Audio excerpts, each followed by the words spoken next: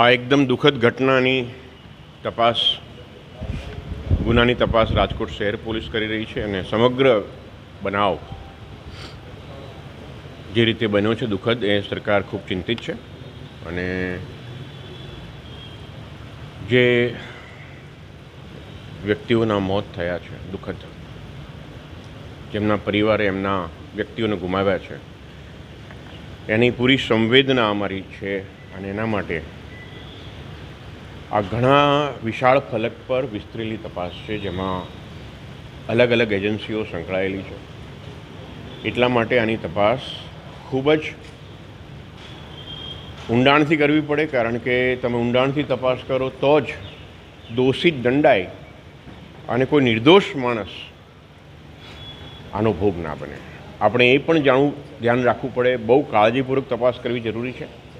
જે લોકો દોષિત હોય એને જ સજા મળે અને નિર્દોષ માણસ સજા ન પામે. એના માટે અમે કાળજીપૂર્વક ઝીણવટથી ઊંડાણપૂર્વક તપાસ કરી રહ્યા છીએ. Thank you. અત્યાર સુધી કેટલી લોકોની ટોટલ પૂછપરછ?